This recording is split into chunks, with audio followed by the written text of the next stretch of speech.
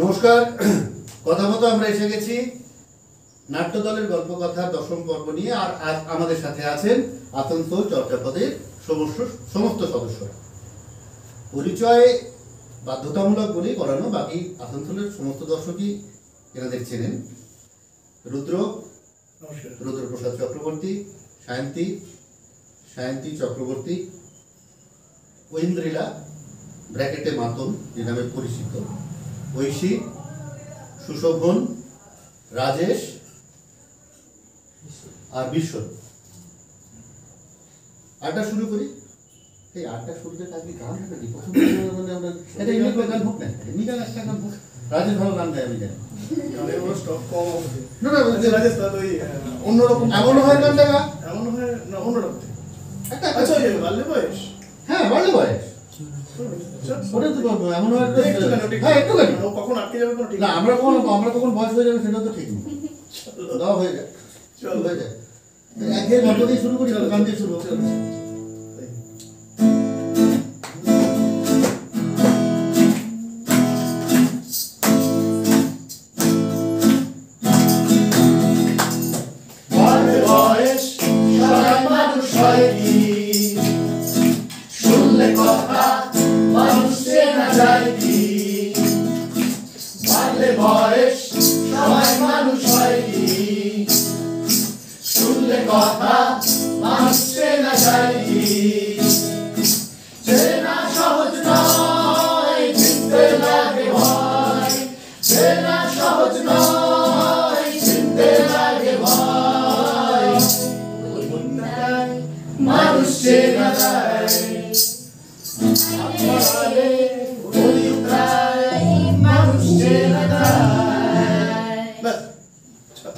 সত্যি মানুষ চেনা যায়, তাই না? তবে একটা ভালো খবর যে 50% দর্শক নিয়ে থিয়েটার হল খুলছে, এটা একটা ভালো খবর। আর কথা প্রসঙ্গে বলে রাখি, দিশারি একটা অঙ্গন নাট্য উৎসব নিয়ে আসছে। তোদের চিঠি আশা করে এসে গেছে, একদম এসে গেছে 20-21 সবাই থাকবো, আমরা সবাই মজা করবো। যাকে এবার আলোচনার বিষয়ে ঢুকে পড়ি। আপনারা সকলেই জানেন যে আসানসোল চর্যাপদ কত বছর বয়স হলো? হয়তো 2012 সেপ্টেম্বরে জন্ম। তাহলে 12 থেকে এটা 21 মানে 9 চলছে, মানে 10-এ পা দেবে। মানে আমাদের আজকে দশম পর্ব, চর্যাপদে 10-এ পা দিচ্ছে। ভেরি গুড, খুব ভালো একটা কি বলো সমাপতন বলা যাবে যাকে। আচ্ছা, ভিডিওটা কিন্তু ইন্টারাপ্ট হয়ে আছে। আমার এখানে আমরা দেখতে পাচ্ছি ইন্টারভিউ যাচ্ছে তোর নেট চালাচ্ছে,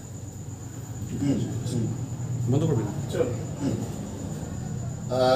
তাহলে এর মধ্যে যে এটা খুশির খবর তো বললামই যে খুলছে, তার আগে দুটোর একটু কথা সঙ্গে বলে নিই। এই বছর নাট্য একাডেমি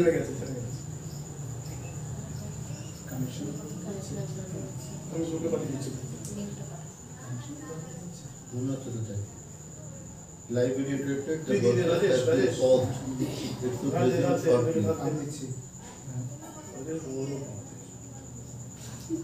আমার নেটটা উপকার, আমার নেটটা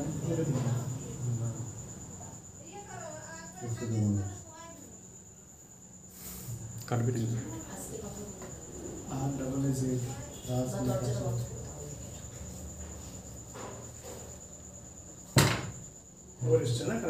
কি আছে পাসওয়ার্ড কি আছে?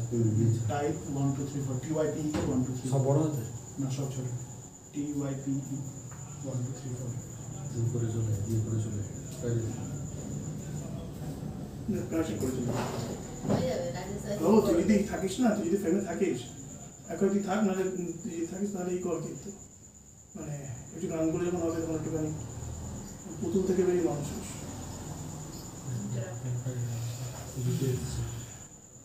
দরজা বন্ধ করে দিলে কিছু হলো কি? ঠিক আছে চলছে। চলো শুরু হয়ে গেছে। ওকে, ক্ষমা চাইছি, যন্ত্রের যন্ত্রণা থাকবে, এটা স্বাভাবিক, তার সেই যন্ত্রণা আমাদের ভোগ করতে হবে। যাকে নাট্য একাডেমি এই বছর যাদের পুরস্কৃত করেছেন, আমাদের খুব কাছের মানুষ রুদ্রপ্রসাদ চক্রবর্তী, তাদের মধ্যে একজন ইয়ংগেস্ট ডিরেক্টর।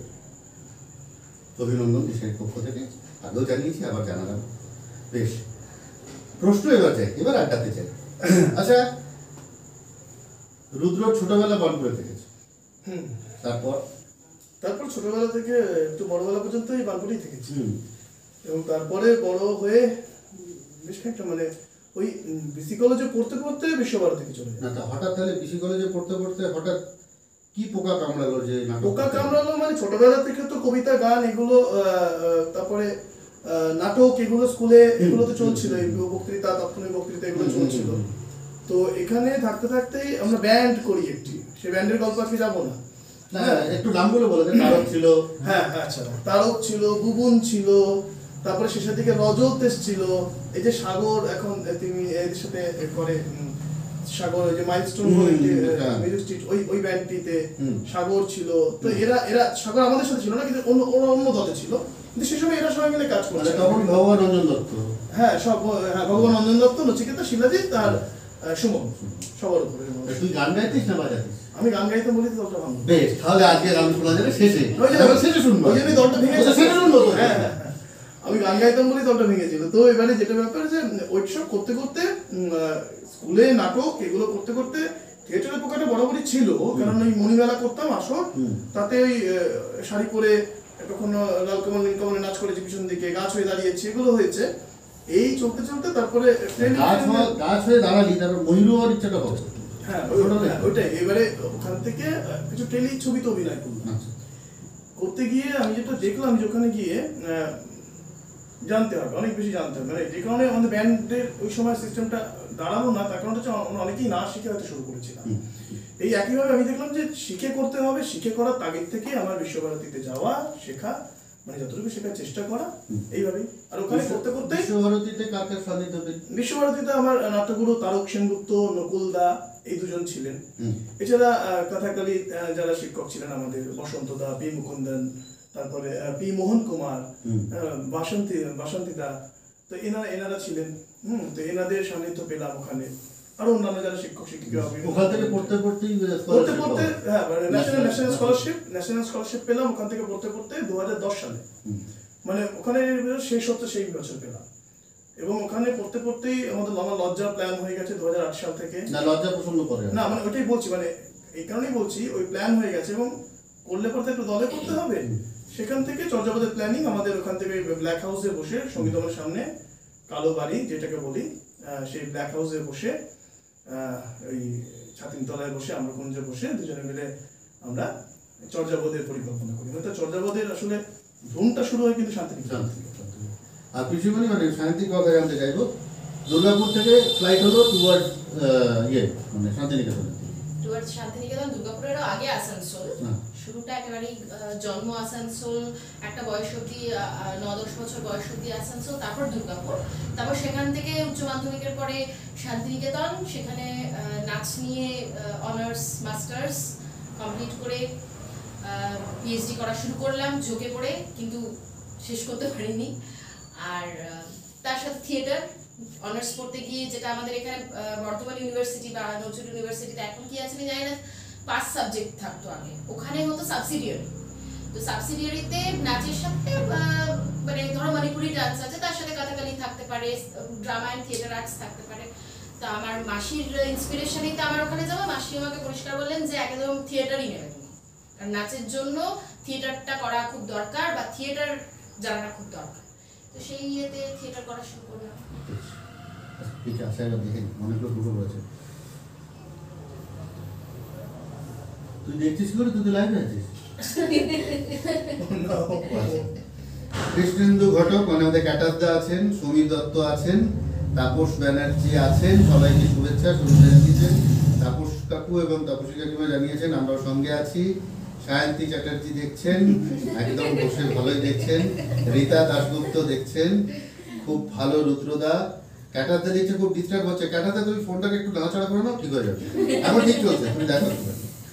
যাকে বেশ, শান্তিনিকেতন হলো, যাতায়াত হলো, সব ঠিক আছে। থিয়েটার করবো, এটা ঠিক হলো, ন্যাশনাল স্কলারশিপ পাওয়া হলো। থিয়েটারটা এখন খুলে করবো, কারণ আমরা যদি থিয়েটার করতে চাই, আমাদের সাধারণ গন্তব্য হয় কলকাতা। আমি কলকাতায় করি ভাই, কলার উঁচু করে বলি আমি কলকাতায় করি। সেই মানে ট্রেনের মুখটা এরকম করে বর্ধমান থেকে আসানসোল দিকে ঘুরলো কেন? কারণ থিয়েটার মানেই তো ব্যতিক্রমী একটি ব্যাপার। মানে আজকের সময় দাঁড়িয়ে থিয়েটার করাটাই এখন হয়ে গেছে মানে অনেক কঠিন ব্যাপার। এবার আমি বরাবরই ভেবেছিলাম থিয়েটারটা করবো, পেশাদারি ভাবে করার চেষ্টা করবো।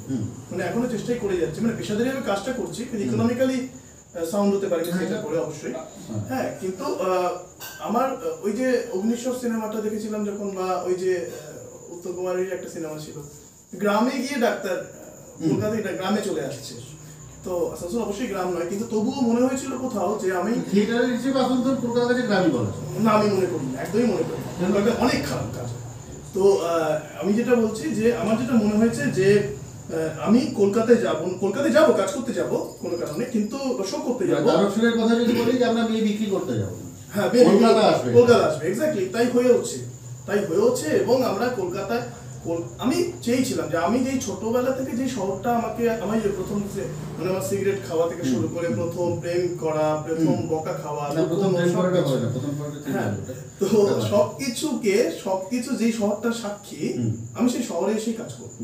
এবং অদ্ভুতভাবে মানে ওই সায়ন্তীর সাথে ওখানে পরিচয় হয়ে যাওয়া বিশ্বভারতীতে, তো এবং সায়ন্তী ওখানে গিয়ে পরিচয় হলো এবং জানতে পারলাম ও আসানসোল যখন, তখন তো আর কোনো কথাই নেই, মানে আমরা একসাথে কাজ করতে আমাদের এখানে। এবার যেটা প্রশ্ন হলো যে বেশ আমি থিয়েটার করবো, আসানসোলেই করবো, ভালো হবে। চর্যাপদের কনসেপ্টটা কি হলো? কারণ আমি যতদূর জানি চর্যাপদ কোনো গ্রুপ থিয়েটার নয়, এটা ইনস্টিটিউট, এবং এখানে নাটকের চর্চার পাশাপাশি প্রশিক্ষণ। এখানকার ছেলেমেয়েরা নিয়মিত পরীক্ষা দেয়, ঠিক আছে? তাহলে এই কনসেপ্টটা করতে হবে। আমি পরীক্ষার কথাটা বলি না, আমরা বলি মূল্যায়ন। আমরা বলি মূল্যায়ন, কারণ এই পরীক্ষা একদিনের বেসিসে আমরা পরীক্ষা নিই না, সারা বছর একটা নাম হয়, এটা একটা সিস্টেম হয়তো আছে, সেটা আছে। হ্যাঁ, এবারে যেটা বিষয় যে চর্যাপদের কনসেপ্ট এলো, মানে আমি যখন বিশ্বভারতীতে পড়ছি তখন না আমাকে খুব যন্ত্রণা দিত মানে থিয়েটারের কিছু দৈন্য চিন্তা, মানে একঘেয়েমি কাজকর্ম। সেটা আমি ক্যামেরাই বলছি, মানে বিশ্বভারতী কেন্দ্রিক যে কাজগুলো, সেই বিশ্বভারতীর মধ্যে নিজস্ব ঐতিহ্য বজায় রেখে বিশ্বভারতী কাজ করছে, ঠিক আছে, হ্যাঁ বিশ্বভারতী, কিন্তু বিশ্বভারতীর বাইরে যে বোলপুর, সেখানেও দেখছি বিশ্বভারতীকে কপি করে কাজ হচ্ছে। আমার না সেটা খুব মানে, তাহলে ওটা তো রবীন্দ্রনাথের, ওটা তো বিশ্বভারতী নিজস্ব, হ্যাঁ আমি সেটাকে কেন চুরি করতে যাবো বা গ্রহণ করতে যাবো? আমার নিজস্বতা কোথায়? এই জন্য বোলপুরের কাজের কোনোদিন ইচ্ছা হয়নি, এবং তাই জন্য আসানসোল আরো বিশেষ করে। এবং তার সাথে চর্যাপদ এই কারণেই করা যে আমি মনে করেছিলাম যে শিখে না করলে পরে, মানে ওই সবটাই তো শিখতে হয়, তবলা শিখতে হয়, গান শিখতে হয়, থিয়েটার শিখতে হয়, জানতে হয়। আমি বলছি না রবীন্দ্রনাথ বিশ্বভারতী থেকে শিখতে হবে দাদা, শিখতে হবে, কিন্তু তোমাকে শিখতে হবে। তাই জন্যই চর্যাপদ যখন হলো, অবশ্যই চর্যাপদ গ্রুপ মানে চর্যাপদের রেজিস্ট্রেশনটা আমার মনে এখানে লেখাও আছে যে মানে গ্রুপ অ্যান্ড একাডেমি, না এই যে group and academy of academy, তো এই হিসেবে রেজিস্টার্ড, কিন্তু that's a group cum performing arts academy.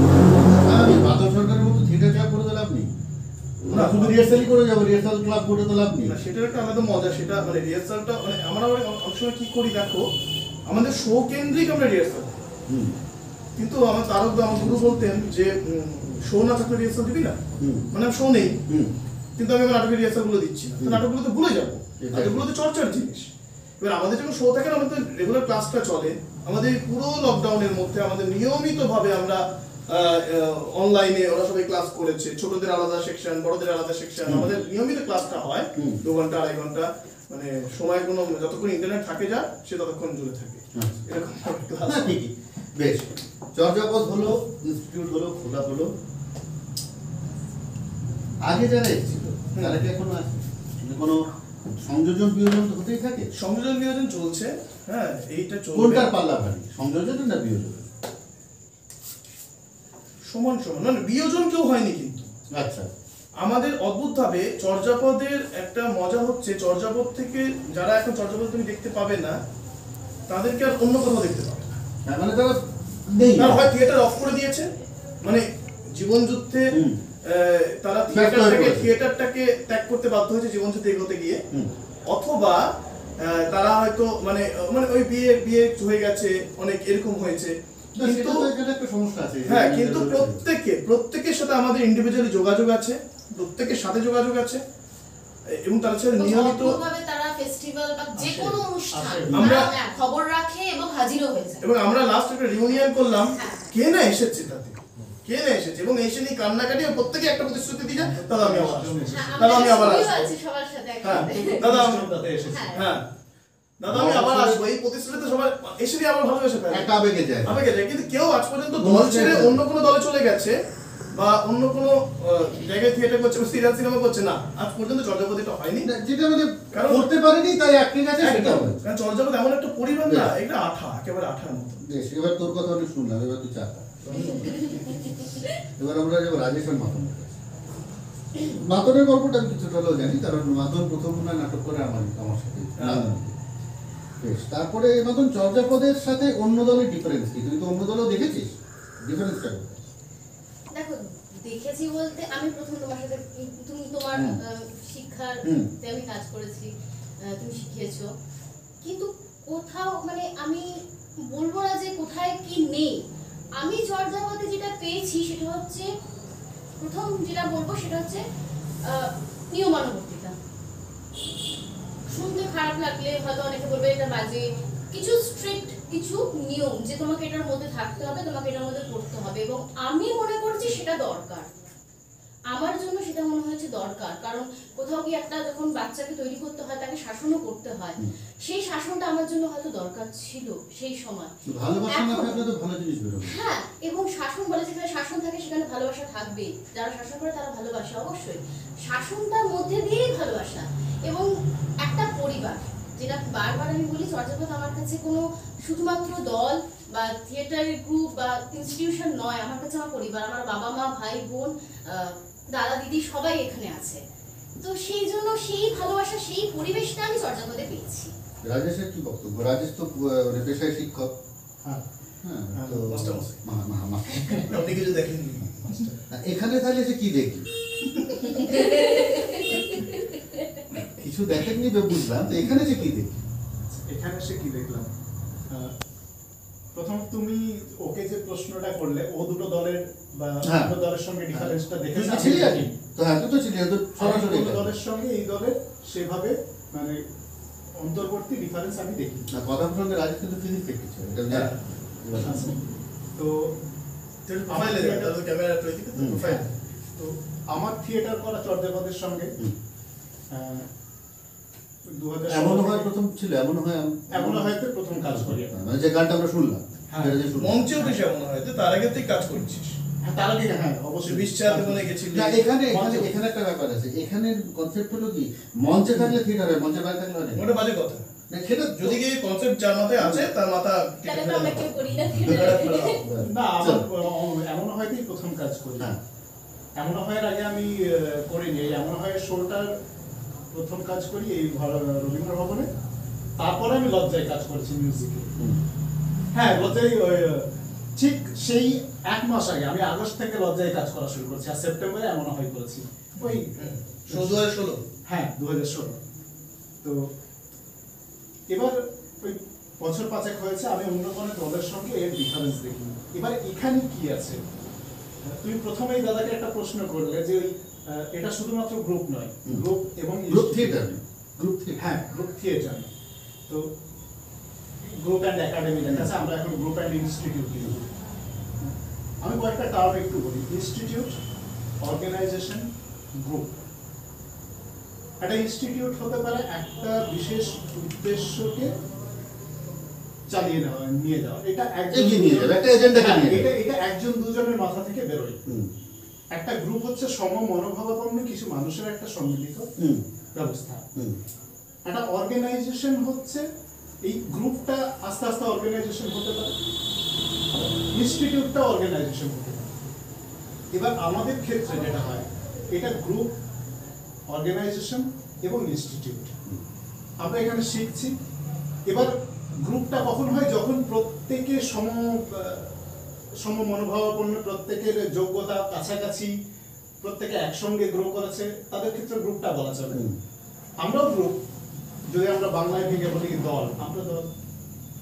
এবার ইনস্টিটিউট মানে কি, এখানে আমরা একটা সঠিক উদ্দেশ্য নিয়ে এগোচ্ছি, যারা তৈরি করেছেন তারা একটা উদ্দেশ্য নিয়ে তৈরি করেছেন, এবার তারা আমাদেরকে সেই উদ্দেশ্যটা সার্থক করার জন্য কিছু দিচ্ছেন, আমরা সেখান থেকে নিচ্ছি এবং সেই উদ্দেশ্যটাতে, তাদের সেই উদ্দেশ্যটাতে আমরা একটু একটু করে দিচ্ছি, এইভাবে এগোচ্ছে।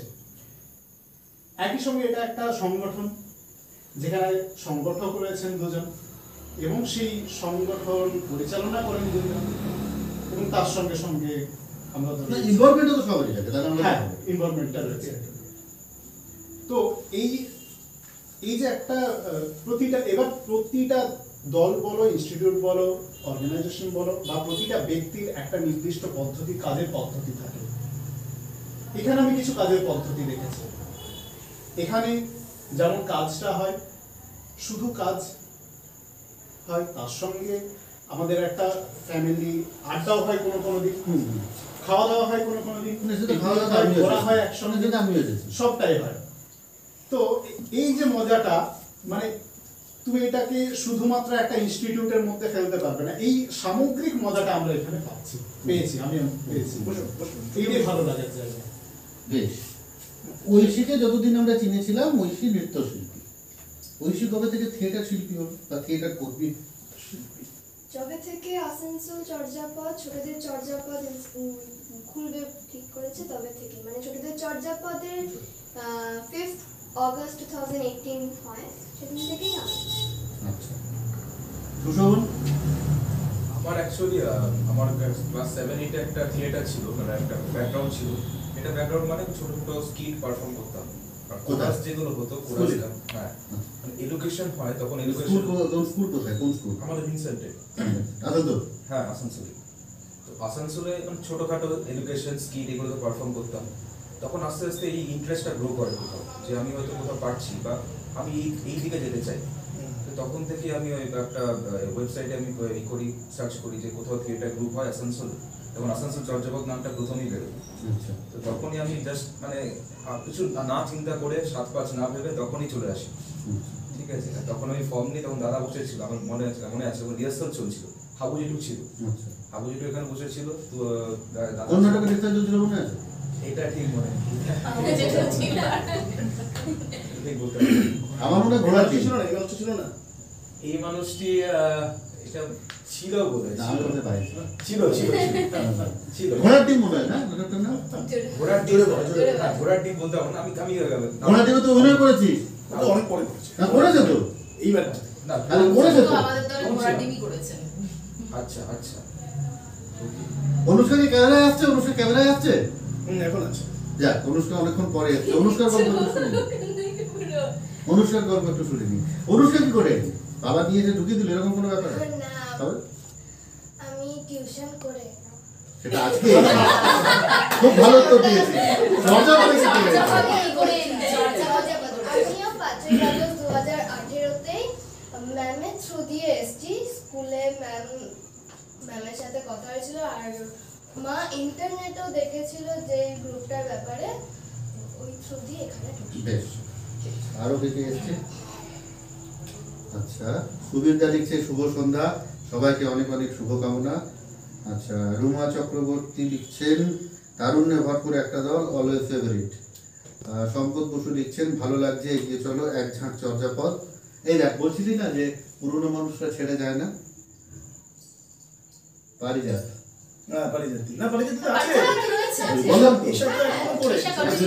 বললাম না যে ছেড়ে যায় না কেউ, পারিজাত কিন্তু আজকে আছে। পারিজাত কিছু কমেন্ট কর। হ্যাঁ, আচ্ছা, কে? শঙ্খ চ্যাটার্জি, আচ্ছা, সকলকে আন্তরিক শুভেচ্ছা। আমি এটাকেও দেখেছি। হ্যাঁ, আচ্ছা, অর্ণব মুখোপাধ্যায় লিখছেন ভালো লাগছে।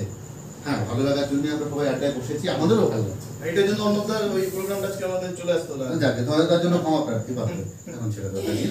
যাকে বেশ, চর্যাপদে এলো, সবাই জুটলো, চর্যাপদ শুরু করলো।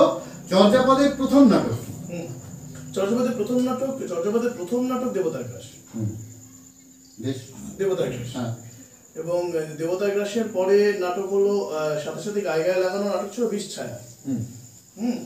গায়ে গায়ে লাগানো নাটক ছিল বিষ ছায়া, এবং বিষ ছায়ার পরে হলো শাম সকালের মা, তারপরে ঘোড়ার টিম, ঘোড়ার টিমের পরে হলো লজ্জা, লজ্জার পরে হলো এমনও হয়, এমনও হয় পরে হলো না পাঠানো চিঠি, অন্যরকম না আগে কোথায় অন্যরকম হয়েছে? অন্যরকম হবে। আচ্ছা, না বেশ, ঠিক আছে। তা এই যে 11 বছরের যে জার্নি, তাতে মনে হয় লজ্জা হলো চর্যাপদের একটা মাইলস্টোন দর্শকের চোখে। এবং মনে হয় এই মানে আসানসোল বাদ দিয়ে ব্যতি রেখে বলছি, মানে পশ্চিমবঙ্গের মোটামুটি অনেক শহরেই লজ্জা অভিনয় করে। প্রায় এবার লজ্জার মেকিংটা সম্পর্কে লজ্জার মেকিং কিছুই না। ভাবনাটা কিছুই না। ভাবনাটা হচ্ছে অদ্ভুতভাবে যে আমার পরিচিত জনেরা, যারা বন্ধু বান্ধব, মানে মহিলা যারা ছিলেন, মেয়ে, তাদের অনেকের জীবন অনেক রকম ঘটনা অনেক সময় জানতে পেরেছি। এইগুলো নিয়ে আমি ভাবছিলাম যে এইগুলো নিয়ে একটা কাজ কিছু যদি করা যায়, তাদের কথাগুলো যদি উঠিয়ে আনা যায়। সায়ন্তীর জীবনের কিছু ঘটনা ছিল, খুব বাজে কিছু অভিজ্ঞতা, সেগুলো মাথার মধ্যে ছিল। আমার ওখানকার কিছু বিশ্বভারতীর যারা বন্ধু, মানে বন্ধু ছিল, তাদের জীবনে কিছু ঘটনা জানতে পেরেছি। ওয়ান পয়েন্টে আমি একদিন ট্রেনে করে যাচ্ছিলাম কলকাতায়, রবীন্দ্রভারতী ইউনিভার্সিটি। হ্যাঁ, সেই সময়টাতে। তার আগে আমি মোটামুটি, তখন লজ্জা নাম ছিল না, তখন ছিল তিতলিস বলে একটা নাটক করবো ভেবেছিলাম। তো 2008 সাল থেকে বলছিলাম, তখন নাম ছিল একটা তিতলিস। এবারে 2009-10 করে আমি একবার কলকাতায় যাচ্ছি, তো আমি ট্রেনে উঠেছি, প্রচন্ড ভিড়। ওই যারা কৃষকেরা ওই সময় না ওই ধান বোনা বা ধান কাটে, সেই জন্য যায়, তো প্রচন্ড ভিড় করে যায় সেই সময়টা। ট্রেনে ওঠেন তারা, তো তারা উঠেছেন। একটি মেয়ে আমার সামনে দাঁড়িয়ে আছে, এবং আমি তার সামনে দাঁড়িয়ে, প্রচন্ড মানে ভিড়ের মধ্যে একদম কাছাকাছি ভাবে সবাই দাঁড়িয়ে আছি। আর মেয়েটির পিছনে একটি ছেলে দাঁড়িয়ে আছে। মেয়েটি কনস্ট্যান্টলি আমার হাতটা ওকে ধরছে। আমি প্রথম স্বাভাবিকভাবে খারাপ ভেবেছি, মেয়েটিকে খারাপ ভেবেছি। তো মেয়েটি হাতটা নিয়ে এখানে নিয়ে গেছে, আমি দেখছি আরেকটি হাত ওকে এরকম করে ধরে রেখেছে। মেয়েটি বোঝাতে চাইলো যে ওর থেকে বাঁচার জন্য আমাকে ইশারা করছে। এবং মেয়েটির বর ক্যাবলা ওই দিক দূরে বাদে হ্যাঁ এরকম করে যাচ্ছে মেয়েটাকে। আর মেয়েটা বোঝা যাচ্ছে নতুন বিয়ে হয়েছে, হয়তো অষ্টমঙ্গলা করতে বা কিছু করতে হয়তো হারিয়ে যাচ্ছে। তো যেই মুহূর্তে লোকটাকে খাপ করে ধরেছে, ঘুষকরা স্টেশন ঢুকছে, লোকটি ঝাপ কেটে ট্রেন থেকে নেমে যায়। আমি কিছু করতে পারিনি। এবং মেয়েটিও ঘুষকরা স্টেশনে তারপর আসে, নেমে যায়। আমার সাথে নিজের খুব অপারক মনে হয়েছিল একটু আগে বুঝতে পারলে হয়তো কিছু করতে পারতাম। তারপর আরো বেশ কিছু ঘটনা ব্যক্তিগত জীবনের, সবকিছু নিয়ে লজ্জা করতেই হতো। কারণ যখনই পেপারে দেখেছি, যখনই কোথাও শুনেছি যে মানে ধরো কখনো শুনলাম যে দাদা বোনকে রেপ করে ফেলেছে, বাবা মেয়েকে রেপ করে ফেলেছে, বা বন্ধুকে রেপ করে ফেলেছে, হ্যাঁ, তখন আমি তখন আমার যে বোন, আমার বন্ধু সার্কেলের মধ্যে যে বোন, তার দিকে আমার মনে হতো সে আমি কোথাও সন্দেহ করছি। হ্যাঁ, তো সেগুলো দেখে নিয়ে আমার মনে হয়েছে যে এটা করা দরকার। সেখান থেকে সংলাপটাও ছিল মনে হয়। হ্যাঁ, সংলাপটা ছিল, যখন আমার চোখের সামনে কোনো মেয়ে অপরাধ ঠিক তখন আমাকে অপরাধী মনে হয়। আমি দেখেছি যে কোনো মানে মহিলা কথা বলতে বলতে অন্যটা আমার সামনে ঠিক করলো। কেন করলো? কারণ তার ভিতরে একটা কোথাও রয়েছে যে একটা পুরুষ, সে ভুগছে। এই ভোগাটাকে বন্ধ করতে হবে, সেখান থেকে লজ্জাকে করা, এবং লজ্জা মাইস্ট। বেশ, এই গানটা লজ্জার কথা, লজ্জার সংলাপ শুনে গেছে একটুখানি, লজ্জার কথা উঠবে। একটা জায়গায় ওই জায়গাটা কথা ওই জায়গাটা, ওই যে আমি বলছি জায়গাটা হচ্ছে ওই যে স্ক্রিপ্ট দেখতে হবে না, ওই যেখানে ভদ্রলোক আমি একটু বলে দিই। ঈশিতা গুহ লিখছে, সবাইকে একসাথে দেখে খুব ভালো লাগছে। প্রফুল সেনগুপ্ত ওয়াচিং। পারিজাত লিখছে, আমিও সেই 5 আগস্ট থেকেই আছি। পিসিমণি আমাদের একটু লজ্জা সংলাপটা শুনি।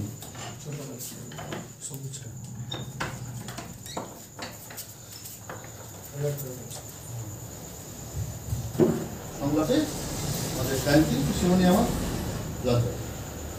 এখানে ভদ্রলোক অনেকেই বসে আছেন, তাদের মধ্যে এমন অনেকে আছেন যারা ভদ্রতার মুখোশ পরে ভালো সাজছেন, সামাজিক সাজছেন। শুনুন আমার এই কথাগুলো তাদের জন্য। আপনারা ভুলেও আপনাদের ভদ্রতার সভ্যতার মুখোশগুলো খুলে ফেলবেন না। আপনার আসল রূপটা যদি আমাদের সামনে বেরিয়ে এলো, আমরা কিন্তু আছড়ে কামড়ে ঘা করে দেব। তাই সাবধান, খুব সাবধান।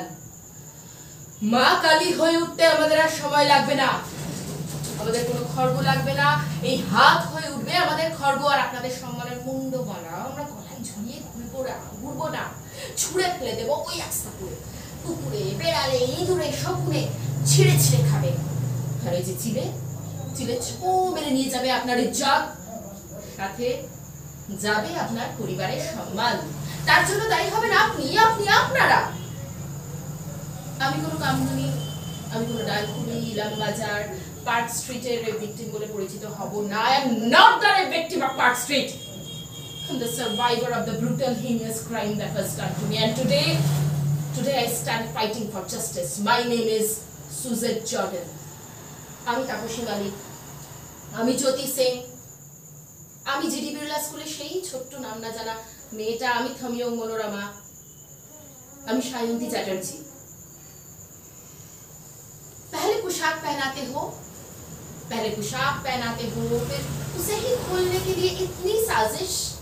छोटी सी उम्र से जिसको ढक के रखो, संभाल के रखो सिखाया जाता, उसे ही खोलने के लिए इतनी साजिश। उसे ही देखना है सबको। मेरे देश, तू एक औरत और तेरे ही घर में इतने अंधेरे, नंगा करके छोड़ा है सबको।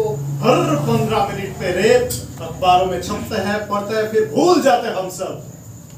पुलिस प्रशासन क्या करेगी ये सब? सिर्फ फाइलों पे फाइल जमा होती है बस।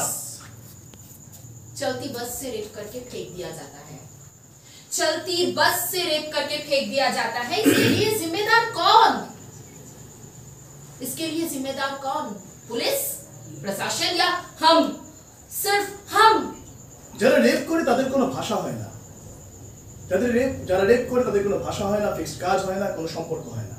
পুলিশ, নেতা, ভেন্ডিওয়ালা, ছাত্র, শিক্ষক, মিলিটারি, যে কেউ ধর্ষণ করতে পারে, যে কেউ কোনো সম্পর্ক হয় না। মামা, কাকা, জ্যাঠা, দাদা, ভাই, বন্ধু, যে কেউ ধর্ষণ করতে পারে। কোনো পলিটিক্যাল এজেন্ডা হয় না, কোনো পলিটিক্যাল সম্পর্ক হয় না, কোনো রাজনীতি হয় না। CPM, Trinamool, Congress, BJP, RJD, যে কেউ ধর্ষণ করতে পারে। যে কোনো রাজনৈতিক দলের পতাকার তলায় কাপটি মেরে এরা লুকিয়ে থাকে। মোমবাতি জ্বালিয়ে কোনো লাভ নেই। ও জ্বালালে লাভ হয় মোমবাতি কোম্পানি, আর যারা মোমবাতি বেচে তাদের। আগুন জ্বালাতে হলে জ্বালানো সবার আগে নিজের মনে। আচ্ছা, আমরা কখনো ভাবি না, তাই না, যে আমাদের বাড়ির মেয়েদের সাথে এমন কাণ্ড করতে পারে, ভাবি অন্য মেয়েদের সাথে সবসময় ধর্ষণ হবে, তাই না? আচ্ছা, দ্বিতীয় বিশ্বযুদ্ধের সময় সেই কবিতাটা মনে পড়ে? ওটা যদি একটু অন্যরকম, যদি এই পরিপ্রেক্ষিতে বললাম, তাহলে এইভাবে দাঁড়ায় যে প্রথমে সে আমার শহরে এলো, মারলো অনেক লোককে, আমি চুপ করে রইলাম। তারপরে সে আমার পাড়ায় এলো, মারলো আমার পরিচিত জনদের, আমি চোখ বন্ধ করে রইলাম। তারপরে সে আমার পাশের গলিতে এলো, মারলো একে একে আমার সমস্ত প্রতিবেশীদের, আমি চোখ বন্ধ করে, কান বন্ধ করে রইলাম। তারপরে যখন সে আমার বাড়িতে খটখট করলো আমাকে মারার জন্য, আমি চিৎকার করলাম, বাঁচাও! তখন না, বিশ্বাস করুন, আমাকে বাঁচানোর মতো আর কেউ বেঁচে নেই। হ্যাঁ, বেশ, লজ্জার সংলাপ শুনলাম। এবার লজ্জা কাটিয়ে আমরা একটু এগিয়ে যাই। হ্যাঁ, লজ্জা কাটাবো। আমি লজ্জা কাটাতেই চাই। মানে লজ্জা হয়েছে বলে অন্য নাটকগুলো আরো ভালো হয়েছে, সেগুলো আর মানে লজ্জা নিয়ে প্রচন্ড আমার নিজেরই অভিমান। লজ্জা বাদ দাও। আমরা খুব সাম্প্রতিক অতীতে দেখলাম চর্যাপদ, লজ্জার মতো একটা প্রোডাকশনের পর, রাজকাহিনীর মতো একটা প্রোডাকশনের পর, গণাটিমের মতো একটা প্রোডাকশনের পর, যেখানে প্রচুর কাস্টিং, চর্যাপদ ব্যাক করলো মনোরম। ঠিক আছে, কেন? এই যে এদের জন্য ব্যাক করা। আমি ক্লাসে একদিন রবীন্দ্র নাথের কবিতা মানে কবিতার মতো না বলে কবিতা মানে বুঝে বলাটা কিভাবে হতে পারে সেটা একদিন ডেমনস্ট্রেট করছিলাম। বলতে বলতে দেবতার কাছে এসেছি এবং দেবতার কাছে হওয়ার পরে দাদা এটা করো, দাদা এটা করো। প্রিয়াঙ্কা দিয়ে দেখছি বসে হাওয়া কাঁদছে, সোমনাথটা কাঁদছে, হ্যাঁ আমার রসনিষ্পত্তি হয়েছে, ক্যাথাসিস হয়েছে, কিন্তু এই ক্যাথাসিসে আমার যে ক্যাথায় আগুন লাগাবে সেটা কি করে বুঝবো?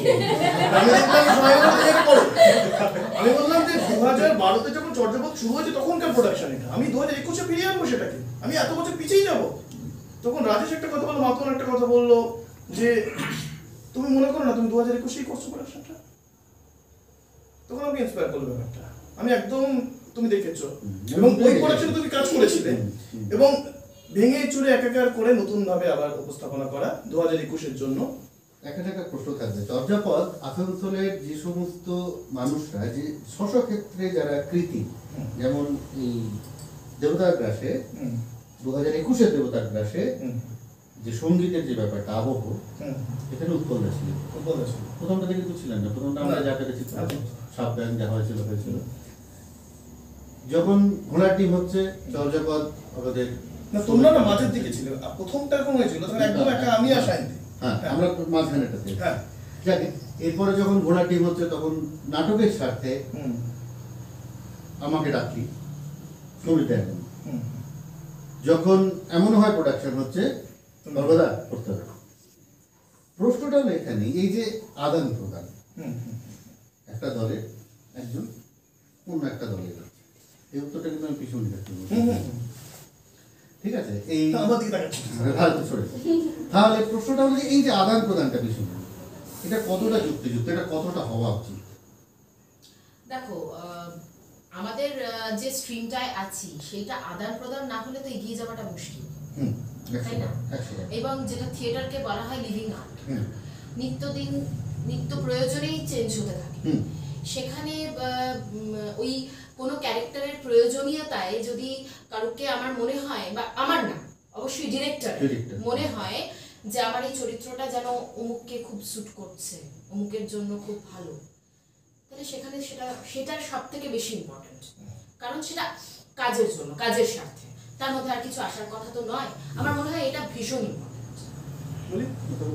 হ্যাঁ বলতে হবে, কেন বলতে হবে যে না আমি প্রথমেই প্রেফার করি দলের ছেলেমেয়েদের করতে, একদম তাদের বঞ্চিত করে আমি কোনো কিছু করতে চাই। কিন্তু যখন আমি ঘোড়ার ডিম করলাম তখন আমার দরকার ছিল, আমি এখন একটু মোটা সোটা হয়েছি কিন্তু তখন একটু রোগা ছিলাম, তুমি বরাবরই আমার থেকে মানে এখন মোটা থাকলেও বলো তুমি আমার থেকে আরেকটু মোটা।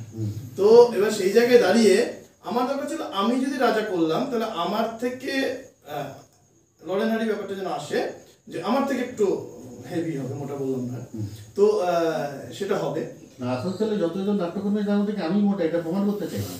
হ্যাঁ মানে যারা একটু প্রমিনেন্ট নাট্যকর্মী তাদের মধ্যে অবশ্যই তুমি ভবিষ্যতে ভীম দুর্যোধন যারা অন্য কোনো ক্যারেক্টার পাবো না, তুমি দোমানি বাজার নাট্যশালা নাটক করলে পরে ভীমটা পাবে না, ওটা পাবো, ওখানে পাবে না, ওখানে সুষমান পেতে পারে, ঐতিহাসিক চরিত্রগুলো পাওয়া যাবে। হ্যাঁ নিয়ে এবার যেটা ব্যাপার হলো আমার মনে হলো যে যেই চরিত্রটা যেটা বললো যে আমি যখন লিখছি তখন আমার মনে হয়েছে যে এইটা হাবুদা জন্য ঠিক আছে, বা এইটা আমরাতে হাবুদাকে আমরা আবার হাবুদা আমাদের করেছেন এসে কাজ, ওই একটা সিন ওই চরিত্রটা পার্টিকুলারলি ওই জায়গাটাটুকুই করেছেন। এবার সেইখানে কি সেটা হাবুদাকেই যায়, মনে হয় হাবুদাই ওখানে মানে অমলতার মধ্যে ম্যাজিক রিয়ালিজমের গল্প একটা মানে হয়, বাস্তবে এটাই হয় কিন্তু এইরকম ভাবে হয় না, ম্যাজিক রিয়ালিজম। তো ম্যাজিক রিয়ালিজমের ক্ষেত্রে আমি ওখানে কোথাও ব্রেক করে, মানে আমরা তো পারতামই ওখানে যে ওখানে একটা ইয়াং ছেলে কি বয়স্ক করে বসিয়ে দিতে, লোকে ওটাই বিশ্বাস করতো, কিন্তু আমার মনে হচ্ছে ওখানটা ব্রেক করে ওখানে একটা বয়স্ক ক্যারেক্টার কি বসে, মানে হাবুদার বা ওই এজটাকে আমার দরকার ছিল। শুধু আমার দলে তো সেটা নেই, আমাদের অপেক্ষা করতে হবে তাহলে আমার কথা করা হয় না, হয় বুড়ো হবো কিন্তু অত বুড়ো হবো না একটু আমি। প্রশ্ন যাবে মাতনের কাছে, অমলততা, লজ্জা, ঘোড়াটি, তিনটে প্রোডাকশনেই পিছিয়ে, তিনটে প্রোডাকশন কিন্তু তিনটে আলাদা আলাদা ফ্লেভার, কোনটা করে সব থেকে বেশি মজা? সত্যি বলবো তিনটের মধ্যে একটাও না, আমি সব থেকে বেশি মজা পেয়েছি এমন হয় করে। তার অনেকগুলো কারণ আছে। প্রথম হচ্ছে আমি চর্যাপদের প্রথম প্রসেনিয়াম থিয়েটার বলবো, কারণ ইন্টিমেট আমি অন্যরকম দেখেছিলাম, মাইন্স বোর্ডে হয়েছিল। প্রসেনিয়াম ভাবে থিয়েটার দেখেছিলাম আমি এমনও হয় প্রথম, এবং হ্যাঁ হ্যাঁ হ্যাঁ দেখেছিলাম। এবং তারপরে আমি বেশ কিছু সময় মাঝখানে আমি থিয়েটার থেকে একদম বিচ্ছন্ন ছিলাম, একদম আলাদা ছিলাম, কোনো থিয়েটার কিছু করছিলাম না। হঠাৎ করে আবার একদিন আমি দাদার সাথে যোগাযোগ হয়, দাদার সাথে কথা হয়। দাদা বলে যে ঠিক আছে তাহলে তুমি এসো। তো এই কথাটা আমি বারবার বলি, দাদা আমাকে 30 মিনিটে আসতে বলেছিলেন, আমি 20 মিনিটের মাথায় এসেছিলাম। আর আমি এতটাই সে একবার ওদিকে 30 মিনিট বললে সেকেন্ড হ্যান্ডেড হয়ে গেল। না আবার চেষ্টা করছি সবাই আসা। তো এসে এবং তারপরে আমি বলে মানে আমাকে দাদা বলেছিল যে এখন কিন্তু তোমার থিয়েটার তুমি ভাবো না তুমি মঞ্চে উঠবে, তোমাকে ফোনে বসিয়ে দেবো, তুমি কিন্তু ওখানে থাকবে। আমি থেকেও ছিলাম কিছুদিন। তারপরে দাদা আমাকে বলেছিল যে এদিকে একদিন যে আমাকে একটা বলে এটা বলতো, বলে ঠিক আছে আমাকে দেখো এরকম এরকম এরকম করতে হবে, ঠিক আছে। সেটা ছিল এমন হয়। তাহলে আমি এমন হয় দেখেছি এবং এমন হয় করেছি প্রথম। এটা হচ্ছে একটা বিশেষ কারণ। আর একটা কারণ হচ্ছে যে দেখো মেয়েদের কথা, মেয়েদের সমস্যার কথা আমরা সবাই জানি, এক কান্দি ঢুকে এক কান্দি বের করে দিই, এটা স্বাভাবিক হয়ে গেছে আমাদের জীবনের, ওই খাচ্ছি দাচ্ছি ঘুমাচ্ছির মতো হয়ে গেছে। কিন্তু ছেলেদের কথা সেটাও খুব দরকার। মানে আমি নারীবাদী মানে পুরুষ বিদ্বেষী সেটা যেন না হয়, সেটাও আমার কাছে খুব একটা প্রভাব ফেলেছে এই নাটকটাতে করার জন্য। এবং আরেকটা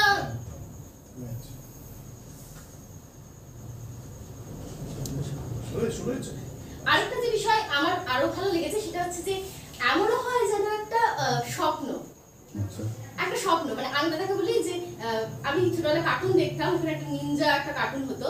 আমি দাদাকে বলি লজ্জা হচ্ছে নিনজা স্টার একদম ঠাক ঠাক করে মারবে, আর এমন হয় হচ্ছে একদম বলে না মিছরি চাকু সুন্দর করে কেটে দিয়ে বেরিয়ে যাবে, তুমি বুঝতে পারবে না কখন তোমার কেটে দিয়ে বেরিয়ে গেল। আমার এমন হয় সাজানো, ওর আলো, শব্দ, সবকিছু আমার কাছে খুব মানে এখন আমি খুব এক্সাইটেড থাকি। আমি এমন হয় দাদাকে বারবার বলি দাদা কিছু হলে দাদা যদি বলে যে এখানে নাটক করবো, আচ্ছা দাদা এমন হয় না করবো, এমন হয় তো এমন হয়তো আমার কাছে সব থেকে ভালো প্রিয় এবং আমি ওটাতে সব থেকে বেশি মজা পেয়েছি কাজ করে। অনেকেই লিখছেন আজকে বারবার মনে হচ্ছে নেট দুর্বল আছে, বারবার কেটে যাচ্ছে। আহিলি চর্যাপদ পরিবার খুব ভালো লাগছে, কিন্তু সবথেকে খুদে সদস্যটি কোথায়? করুণা এই বিষয়ে কোনো ইন্টারেস্ট নেই এই মুহূর্তে, ওকে নিয়ে আমরা কিছু মাথা ঘামাচ্ছি না, পরে দেখা যাবে। আচ্ছা রাজেশের কাছে যাবো। রাজেশের প্রথম নাটক চর্যাপদে কোনটা? মানে মঞ্চে অভিনয় যদি বলো তাহলে সেটা হচ্ছে এমন হয়, মানে মাতনের সাথে এমন হয় তো কি না ও যেটা করেছে সেটা আমি দেখেছি। আচ্ছা না তোর কি কোনো নস্টালজিক ব্যাপার আছে এমন হয় কোন মাতনের মতো কি জানতে চাই? নস্টালজিক ও যদি এখন 80 বছর বয়সে হতো তখনও আমার এমন হয় ও বলবে না না এই 5 বছর থিয়েটার করার নস্টালজিয়া কি না, ও তো যখন 80 বছর বয়স হবে, তো 80 বছর যখন বয়স হবে তখনও বলবে যে এখন বলছি না আমি 80 বছর পর যখন ঠাকুর হয়ে যাবে তখন বলবে আমি নাটক করলে এমন হয়ে করবো, ও বক্তব্য তাই তোর এরকম কোনো ব্যাপার আছে না, তুই নতুন কিছু করতে চাইছিস? হ্যাঁ বেশ। এটা সুশোভনের প্রথম থিয়েটার কি? আমার তো লজ্জা ছিল, মানে বাঁকুড়া আমি লজ্জা ছিল মানে বুঝলাম, মানে লজ্জা আমি প্রথম কোরাসে ছিলাম। আচ্ছা মানে লজ্জা প্রথম, হ্যাঁ। আর তারপরে তোমার এমনও হয়। তোরা এমনও হয়? হ্যাঁ সবাইকে এমন হয়ে গেল লটকে আছে। আমার মানে আমাকে যদি প্রিয় বলো আমার বিশ্বাস খুব ভালো লাগে। মজা কি জানিস, চর্যাপদে আমার প্রথম থিয়েটার কিন্তু এমন হয়।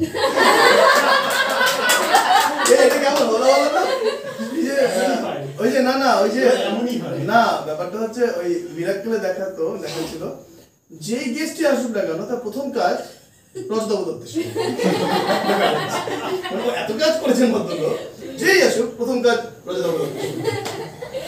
আমার প্রথম কাজ কিন্তু এমন হয়।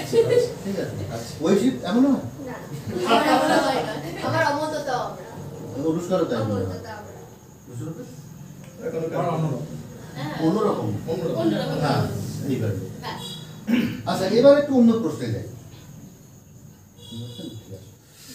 অন্য প্রশ্ন ইন দ্য সেন্স দ্যাট আগে যে থিয়েটারের ধারা ছিল এখন থিয়েটার প্যাটার্ন চেঞ্জ হচ্ছে। সম্পূর্ণ পরিবর্তন। এবং আসানসোলে চর্যাপদ একটু অন্য ধারার অভিনয় করে, অন্য ধারাভাবে আলোভাবে, নাটকভাবে, সেটভাবে, অন্য ধারাভাবে, যেমন প্রোডাক্টের আমরা রাজকাহিনী দেখলাম, বাদল সরকারের ভুল রাস্তার একটা এক্সটেনশন বলা যায়।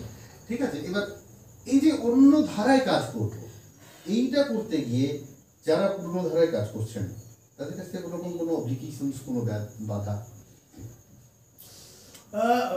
আমি শুধু আসানসোল লিখে বলবো নাকি বলছো মানে আমি আসানসোলটাই শুনি।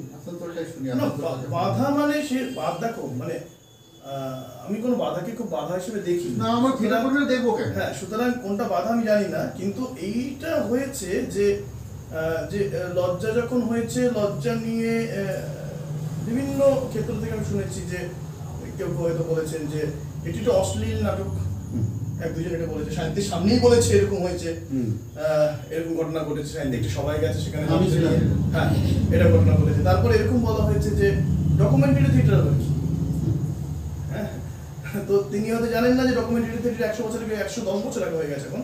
পিসকাটার বলে একজন জার্মানিতে শুরু করেছিলেন, যদি আমার ডকুমেন্টারি থিয়েটারের সঙ্গে তার ডকুমেন্টারি থিয়েটারের কোনো মানে মিল নেই, বাট এটা ডকুমেন্টারি থিয়েটার।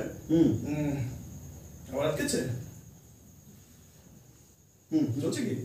আচ্ছা, তো ডকুমেন্টারি থিয়েটার সেটা থামবো।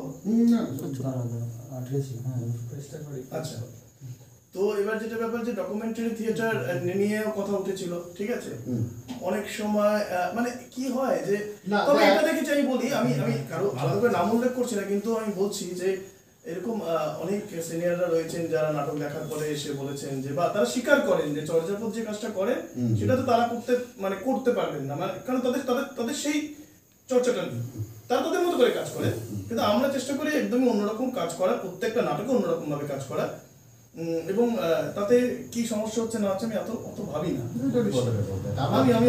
আমার ওই আমাদের ঘাটটাকে তুলে দেওয়া দরকার। যে বলছে বলে একটু ইন্টারাপ্ট করি, মাঝে মাঝে না ওই কিছু কথা কানে আসে, কিছু কমেন্টস নাম করেই কেউ হয়তো করেন কমেন্টস গুলো, সত্যি কথা বলতে বেশ মজাও পাই, আমি মজা বেশ এনজয় করি, সত্যি বলতে বেশ মনে হয় আবার করি শোনা। ধরো ওইটা বললো একটা সভায় তুমি ছিলে, মানে অদ্ভুত ভাবে আমার পাশে বসে আছেন তিনি ওখানে বসে বসে আমারই নিন্দে করছেন, এবং তুই জানেন শান্তি আছে ওখানে, হ্যাঁ তিনি বোঝেননি যে আমি ধরো রাজেশকে বললে এই ধরনের কথা, রাজেশ জানিস তো এই ধরনের কথা হয়েছে, ঘামাচি যেমন করে মানে না চেট করে, সেরকম করে আমরা ঘামাচি মারার মতো করে ওই ব্যাপারগুলোকে ইগনোর করে দিই। কল্পতরুদা লিখছেন অনেক শুভেচ্ছা, সবিতা লিখছেন আমার ঘোড়ার টিপ এবং অবদ্ধতা ও আমরা তোদের সাথে কাজ সারা জীবন মনে থাকবে। মিনা লাগে লিখছেন ভালো লাগছে। সন্তু, আমাদের সন্তু লিখছে লজ্জা থেকে দলের সঙ্গে সম্পর্ক যথেষ্ট চ্যালেঞ্জ নিয়ে কাজ করেছি। একদম সন্তুর কাজকে আমরা বরাবরই চ্যালেঞ্জ করে দিই, কঠিন করে দিই। আমি এটা তো মাথায় জানি যে সন্তু কিভাবে পেছে ফেলা যায়। আমাদের যে নতুন নাটকটা আমি লিখছি, সেই নাটকটা লিখছি আমি সেদিনকে রিহার্সাল বললাম, এইবারে সন্তুদার সাথে আবার ঠান্ডা লাগবে, এটা আমি বলেছি। কারণ কি বলতো, সন্তুদাও একটা খোঁজার চেষ্টা করে, একজন শিল্পী যদি খোঁজা শেষ করে ফেলে তাহলে টেবিল চাপড়ে ঝগড়া। সন্তুদাও যে এই সিনটা আমি এইভাবে করতে পারবো না, আমি তো করতে হবে, হ্যাঁ, এই ঝগড়া ঝাঁটি করে এই যে এমন হয় বৃষ্টি, তা নিয়ে কম এক্সপেরিমেন্ট হয়েছে। লজ্জার শ্যাডো থেকে শুরু করে লজ্জায় কোন দৃশ্যটা আলোয় হবে, কোনটা সিলিউটে হবে, এই সব কিছু সিলিউট কথা শুনে শুনতে রাগ করবে, বলে না সিলিউট বলবে না। তো কি একটা বলেছিল মনে নেই বলেছিল। তো আলটিমেটলি সন্তুদার সাথে কাজ করে আমি খুব আরাম পাই। ঝগড়া করে আরাম পাই না, সন্তুদার সাথে ঝগড়া করে না, সন্তুদার মনে হয় ঝাঁকিয়ে দিই। না, সন্তুদাও চায় কঠিন হোক, আমার মনে হয় বিশ্বাস। হাবুদার সাথে কাজের অভিজ্ঞতাও আমাদের মনে থাকবে, হাবুদার সাথে কাজের অভিজ্ঞতা মনে থাকবে, কারণ হাবুদা যেভাবে সে সময় মনে আছে যে বর্ধমানে হাবুদার বাড়িতে, মানে মেয়ের বাড়িতে অসুস্থ, হাবুদা রিহার্সাল দেবে বলে, এটা তোরা শুনে রাখ, হাবুদা শুধুমাত্র রিহার্সাল দেবে বলে হাবুদা ওখান থেকে এখানে এসছেন, শুধু রিহার্সাল দিচ্ছেন, আমার চলে গেছে, এসে ভোর 4টে পর্যন্ত রিহার্সাল দিয়ে বাড়ি যায়নি, কিন্তু এইভাবে অমন্ততার সময় এবং এইভাবে হ্যাঁ, অবশ্যই আমরা মানে সবাই তোরা সবাই মিলে তাহলে হয় না। সহযোগিতা করেছি আর ওগুলো মজা, ওগুলো স্মৃতি। তার জন্য এরকম হয়েছে যে আমাদের ছেলেমেয়েরা শো করতে গিয়ে হাবুদাসী ওইরকম পায়ের হ্যাঁ, কষ্ট নিয়ে কত কোথা থেকে টাকা কোথায় হেঁটে হেঁটে হেঁটে গেছেন এগুলো শেখার তোমার সাথে আমাদের সাথে কাজ করা অনেক কিছু শিখেছি, শেয়ার করার জায়গা না আমরাও শিখেছি, অবশ্যই আমরাও শিখেছি। দেখি আদান প্রদান তো চলবে। আপনাদের যেমন আরেকটা খুব দামি কথা লিখেছেন যে স্পেস ব্যবহার না করেও না পাঠানো, স্পেস ব্যবহার করে না পাঠানো চিঠি ও পরবর্তীতে আমসত্ত্ব, দুটো নাটক খুব ভালো লেগেছে। হ্যাঁ, স্পেসের ব্যাপারটা মজা হচ্ছে যে আমরা যখন ওই নৌকাটেন জার্নিতে কাজটা করলাম, তো আমরা দেখছিলাম আমার কিছু জিনিস আমার খুব মানে কষ্ট দেয় মানে এটা কেন এরকম ভাবছে না, এরকম কেন ভাবছে না, কারণ আমি কি তাকে করতে পারি না, তারা একজন পরিচালক হিসেবে কাজ করেছেন। হ্যাঁ, মানে মাস্টারি করা আমার একদমই হাতে নেই, হ্যাঁ দলে মাস্টারি করি। তো এইবারে সেখানে আমি দেখলাম এত বড় বাগানটা রয়েছে, বাগানটা কেন ব্যবহৃত হচ্ছে। তো আমি দেখলাম যে আমি পুরো বাগানটাই যদি আমার মঞ্চ হয় তাহলে কি হয়, আমার যদি কুয়োটা ব্যবহার হয়, আমার যদি রাস্তাটা ব্যবহার হয়, আমার যদি গাছের আওয়াজটা দিয়ে যদি বৃষ্টির আওয়াজ করা যায়, পুরোটা অর্গানিক একটা ব্যাপার, একটা প্রকৃতি গন্ধ, সেইভাবে ব্যাপারটা করা হলো। এবং আমি দেখলাম যে নাটকটা আমার এমনও নয় এটা কি না পাঠানো অত ভালো শো, মানে প্রত্যেকটা এমন না পাঠানো যত জায়গায় হয়েছে সব জায়গাতেই ভালো হয়েছে, কিন্তু ওই শোটা না মানে মনের মধ্যে ওই লেফটে থাকে না, লেফটে রয়েছে মাথা সন্দেশের মতো লেফটে রয়েছে। চর্যাপদের ভবিষ্যৎ কি ভাবছে আসানসোলের থিয়েটার সম্পর্কে? আজও থিয়েটার নিয়ে কি ভাবছি, মানে আমাদের দিক থেকে নাকি সামগ্রিকভাবে কি দেখছিস? ভালো ভালো তো এখন তো মানে বলে যে সবাই থিয়েটারে কেউ ইন্টারেস্টেড নয়, সবাই ওই সেটা তো থিয়েটারের মানুষদের জন্য। আমরা পশ্চিমবঙ্গে যে থিয়েটারের কনসেপ্ট চলছে, থিয়েটারে যদি কোনো মানুষ ইন্টারেস্ট আমরা সেইভাবে রিপ্রেজেন্ট করতে পারছি না। ওভারকাম করার রাস্তা হচ্ছে এইটাই যে আজকে ওটিটি প্ল্যাটফর্মে আমরা দেখছি 20-25 মিনিট করে একটি ছোট ছোট ছবি, এবং তা দেখে আমরা মুগ্ধ হয়ে যাচ্ছি। আমরা যদি এখনো পড়ি, এবং সিনেমার কনসেপ্ট চেঞ্জ হয়ে গেছে, গানের কনসেপ্ট চেঞ্জ হয়ে গেছে, নাচের কনসেপ্ট চেঞ্জ হয়ে গেছে, সাহিত্যের ভাষা, কবিতার ভাষা সবকিছু পরিবর্তন হয়ে গেছে, কিন্তু থিয়েটার পড়ে আছে এখনো 70-এর দশক। এইটা হলে নতুন প্রজন্মকে আনা যাবে না, নতুন প্রজন্ম দেখতেও আসবে না, নতুন প্রজন্ম করতেও আসবে না। থিয়েটারের ঘরানাতে যদি পরিবর্তন না করা, মানে থিয়েটারের বাস্তবতা বলেছেন থিয়েটারের আর এক নাম আবিষ্কার, এই ঘটনাটা। এবং থিয়েটারের মতো বড় গবেষণাগার আমার পৃথিবীতে কিছু আছে, মানুষকে নিয়ে, জ্যান্ত মানুষকে নিয়ে এত বড় গবেষণাগার পৃথিবীতে আর কিচ্ছু নেই শিল্প মাধ্যমে। সেই গবেষণাগারটাকে আমরা যদি তালা রেখে লাগিয়ে বসে থাকি তাহলে মুশকিল। আমাদেরকে এই মানুষগুলোকে নিয়ে গবেষণা চিরকাল চালিয়ে যেতে হবে। দ্বার বন্ধ করে মোরা ভ্রমটারে ঢুকি, হ্যাঁ সত্য বলে আমি তবে কোথা দিয়ে ঢুকি। হ্যাঁ, এই সত্যটা থিয়েটারে ঢুকছে না, পুরোটাই মেকি হচ্ছে। থিয়েটারে যে বিপ্লবের কথা বলা হচ্ছে সেটাও মেকি, অনেক কিছু, অনেক বলতে গেলে অনেক কথা বলতে না। সেদিন এআরটির ওদের বিক্রমদের আলোচনায় দেখলাম ওরা একটা কথা বললো যে স্কুল লেভেলে থিয়েটার, হ্যাঁ মানে এটা খুব ইম্পর্টেন্ট। আমি রিসেন্ট অভিজ্ঞতা বলি যে কিছু প্রাইভেট স্কুল এখন এই ধরনের কিছু অর্গানাইজ করছে, থিয়েটার কম্পিটিশন বা এই ধরনের এই যত কাজ আমরা বাচ্চাদের নিয়ে কাজ যদি আমরা না শুরু করে বা কাজ না হলো, তাহলে তো এই যে তুমি বলছো ইন্টারেস্ট, আমি যদি স্কুল লেভেলের বাচ্চাদের মধ্যে ইন্টারেস্ট না ঢোকালাম, ওরা কলেজ লেভেলে এসে কেন ইন্টারেস্ট পাবে? এই উদ্যোগ থেকে কিন্তু ছোটদের চর্চা যে ভবিষ্যৎটাকে তৈরি করার জন্য। আমার কালকেই কথা হচ্ছিল পার্থদার সাথে, বলে রাখি আমাদের দলের আরো কয়েকজন পার্থদার সমাধি অফ ক্যামেরা আছে, এখানে জায়গা নেই বলে, তাই জন্য।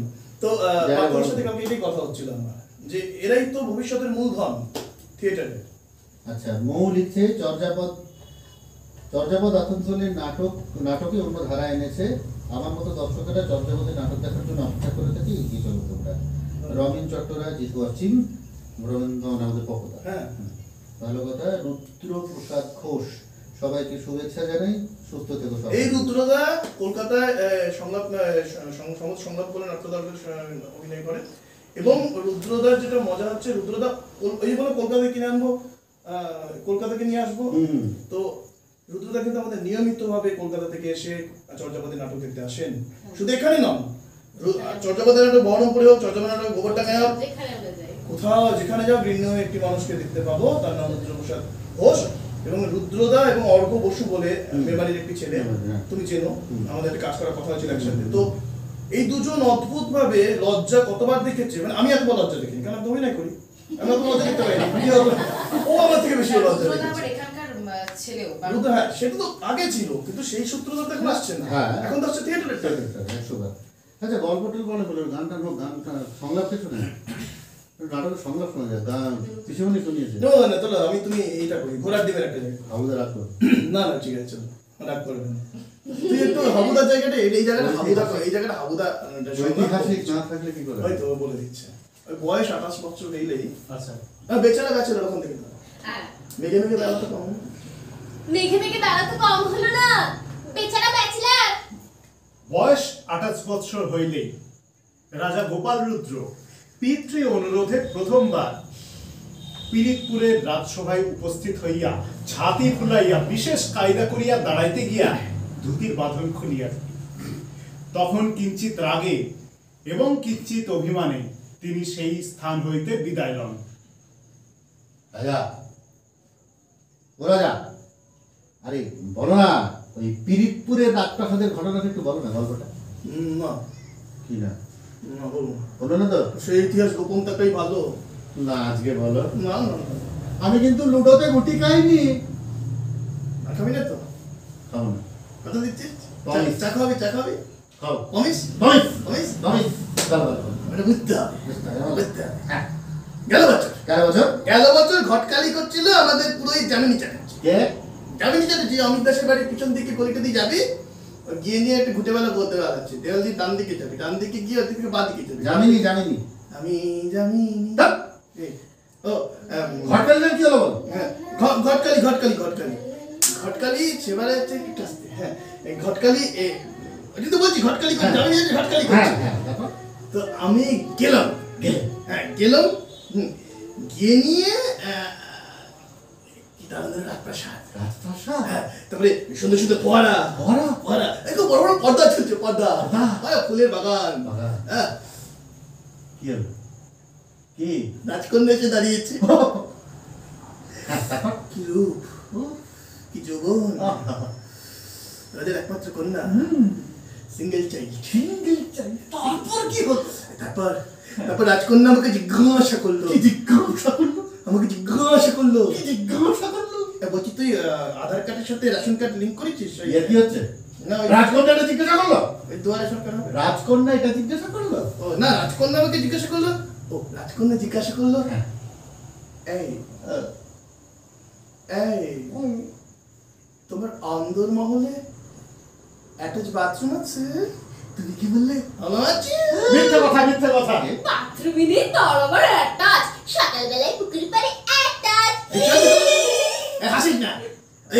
রাজকন্যা রাজি হলে লোন নিয়েও বাথরুম বানিয়ে দিত। টয়লেটে প্রেম কথা।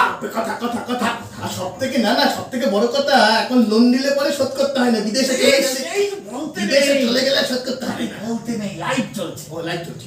তারপর কি? তারপরে রাজকন্যা আমাকে জিজ্ঞাসা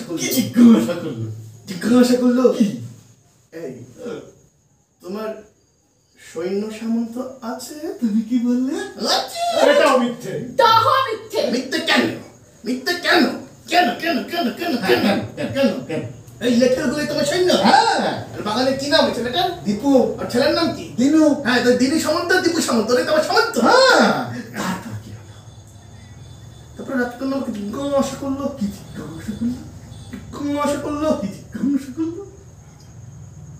এই তোমার অশ্ব, কথা ফ্লো কেটে যায় তো, কথাটা কমপ্লিট করতে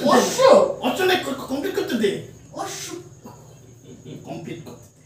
জিজ্ঞাসা করলো, তোমার অশ্ব বাহিনী আছে? বাহিনী? তা তুমি কি বললে? ঘোড়া আছে? তুমি কি বললে? কি হলো? আমি বললাম, আমার তো ঘোড়া নেই তো। এই বোম্বাদা ভর করেছে। আমার নেই তো ঘোড়া তো। আরে বোম্বাদা ভর করেছে। বিশ্বাস করো মা, আমার তো ঘোড়া নেই। আমার একটা ঘোড়া। রাজকন্যা তখন মুখটা কাচুমাচু করে বললো, ও মা, তোমার ঘোড়া নেই, অশ্ববাহিনী নেই, আর নিজেকে রাজা বলো? ঘোড়া চড়ে কি রাজা হওয়া চাই? অসভ্য কথা করে ঠাস করে গালে চড়িয়ে দেবে একটা।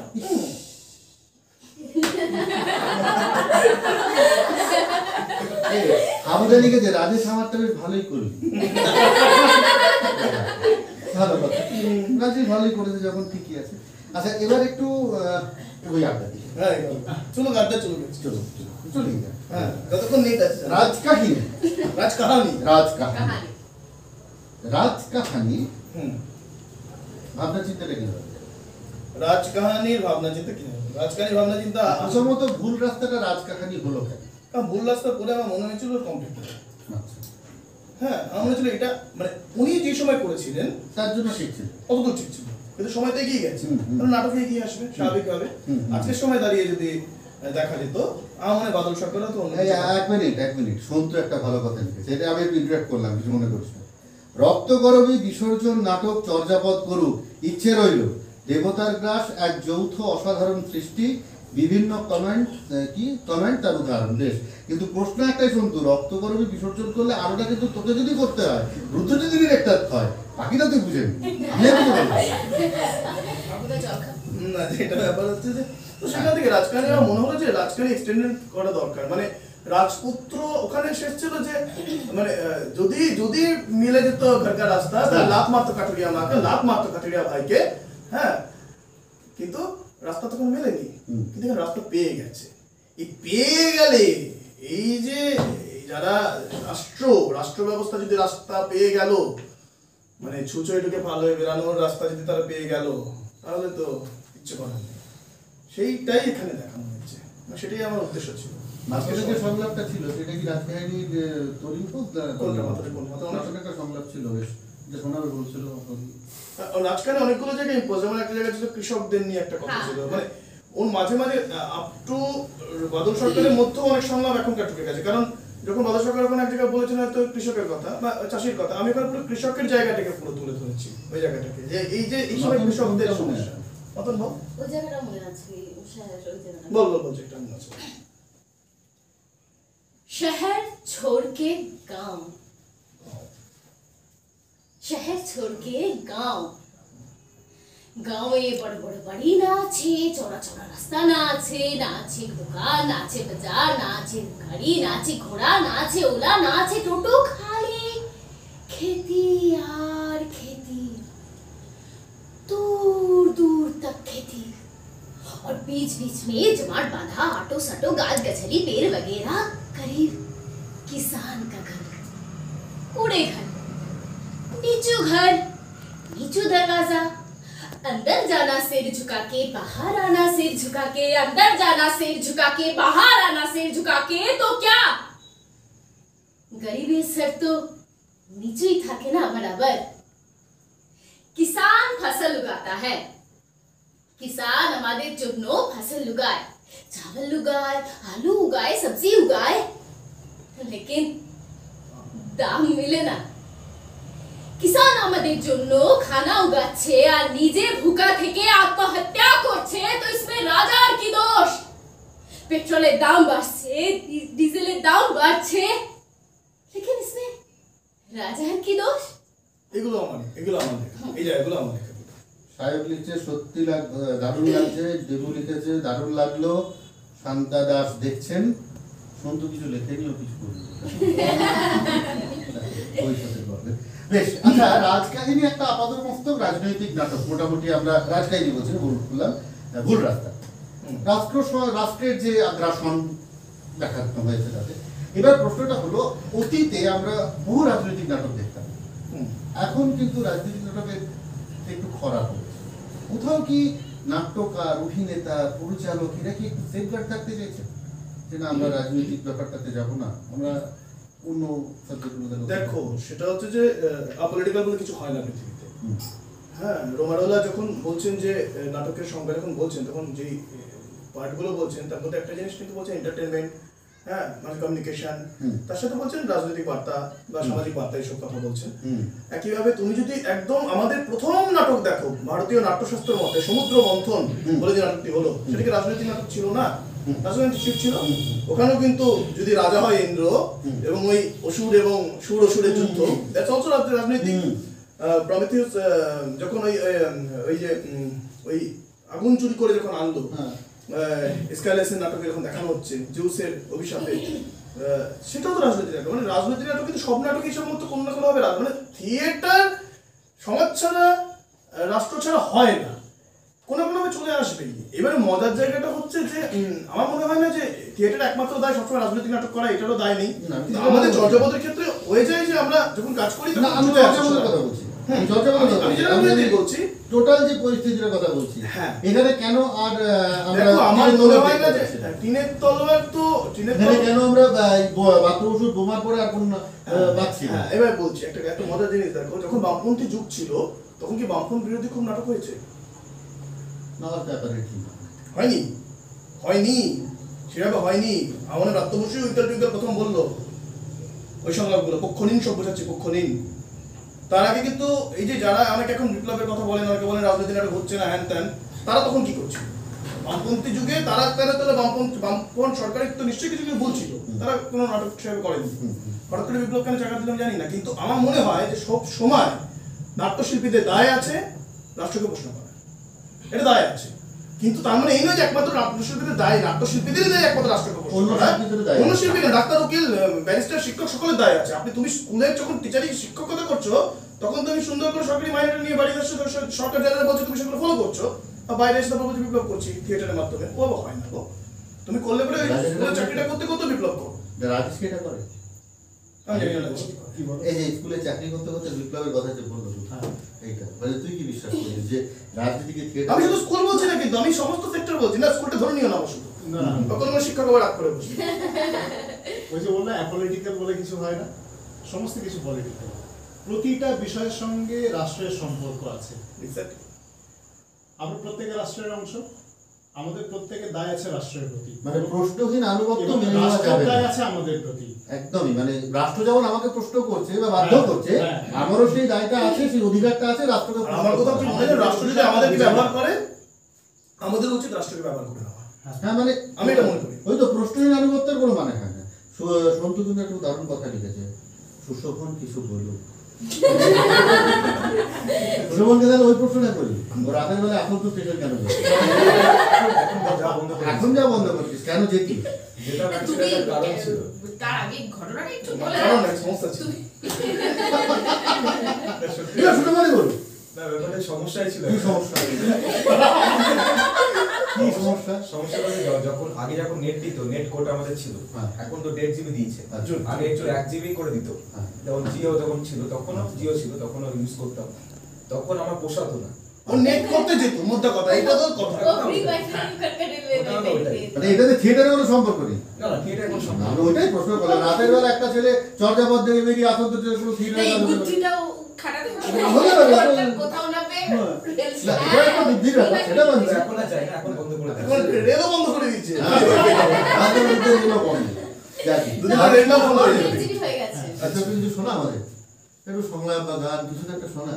আচ্ছা, আমরা ওই অন্য রকমের হোক। গানগুলো চলো, অন্যরকম। আমরা কিন্তু শেষের দিকে এগিয়ে এসেছি। বেশ বেশ। কটা বাজে? কতক্ষণ হলো? 1 ঘন্টা 19 মিনিট। চলো চলো চলো। অন্যরকম নাটকে কিন্তু এটাই আমার সংলাপ। হ্যাঁ। হ্যাঁ আমার ভালো এটাই অন্যরকম ভাবলাম। কিছু এসেছে। অন্যরকম। ও, বেশ, হোক, হোক, হোক। কটা মতো ভালো লাগছে।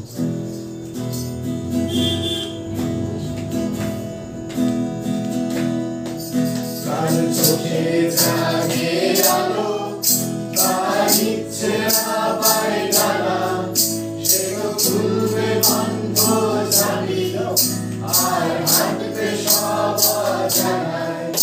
কার চোখে জাগে আলো, তার ইচ্ছে না পায় ডানা, সে তো খুলবে বন্ধ জানি, আর হাঁটবে সব অজানায়।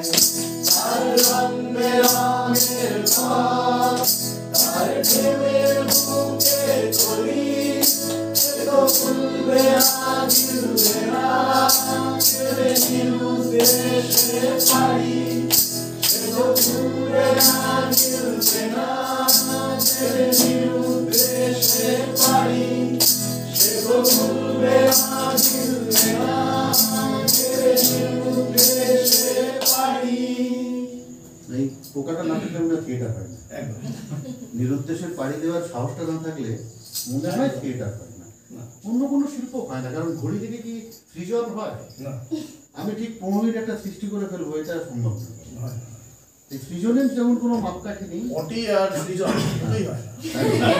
ওইদিকে পটিও হয় না। 10 মিনিটের মধ্যে পটি করে চলে যায়। হবে নাকি? না, একটু হবে না। আচ্ছা, লকডাউনে কি নাটকীয় চরিত্র রুদ্রের হাতে দিয়ে কিছু দেখবে আগামীতে? লকডাউন কি নাটকীয় চরিত্র? প্রশ্নটা বুঝতে পারলাম না একটু। কেন কিছু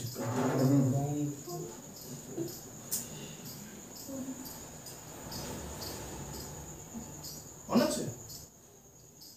আচ্ছা অন আছে, চলো।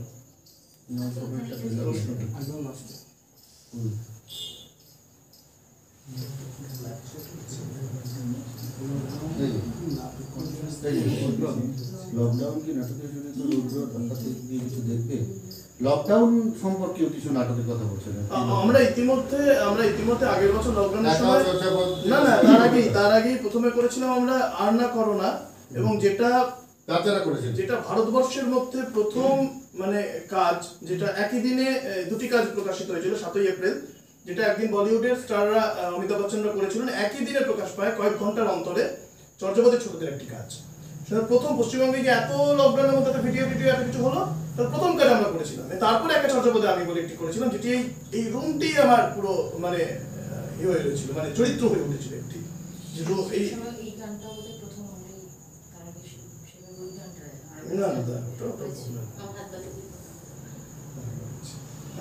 আচ্ছা, সন্তু লিখছে যে না, বামপন্থের সময়ও নাকি প্রচুর নাটক হয়েছে, যাকে এটা সন্তুর সাথে পড়াশোনা করা যাবে, ভিডিও ইন্টারপ্রেট হয়ে আছে, কি বলছে। বামপন্থের সময় অবশ্যই নাটক হয়েছে, 100 বার হয়েছে, কিন্তু মুশকিলটা হচ্ছে এখন অনেকে বলেন নাটক হচ্ছে না, তারা তখন চুপ ছিল। হ্যাঁ, মানে এটা সবসময় বলো এইটা 100 বার ব্যতিক্রমী মানুষ তো অবশ্যই হয়েছে, কেন হয়নি? প্রচুর নাটক সে সময় হয়েছে। ভবিষ্যতের কি নাটক এখন প্রস্তুতি দেওয়া? এটা সাহিত্য থেকে একটি নির্মাণ চলছে, সাহিত্যকে মানে কি বলবো, ওটাকে অবলম্বন করে একটি নাটক। এটা কি ছোটদের চর্যাপদে খালি সবাই? না, সবাই মানে সবাই মিলে বেশ। কারণ ছোটদের চর্যাপদে মুশকিলটা হচ্ছে এখন যেহেতু অনলাইনে ক্লাস চলছে, ওদেরকে খুব একটা রিহার্সালে তো সবাইকে পাচ্ছি না, এই জন্য মানে যারা এই যেমন ঐশী অনুষ্কা এরা যেমন আসে, এদেরকে নিয়ে কাজটা করা যাবে এটাতে, সাহিত্য থেকে নিয়ে। আচ্ছা, এই যে কোভিড পরিস্থিতি ঘুরছে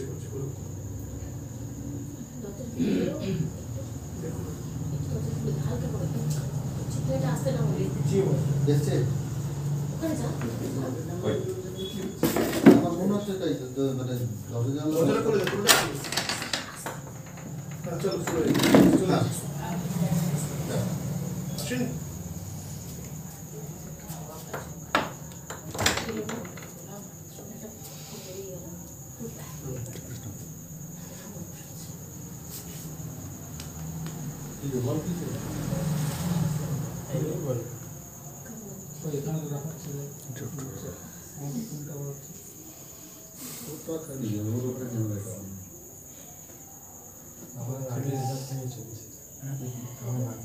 ইন্টারাপ্ট করে গেল।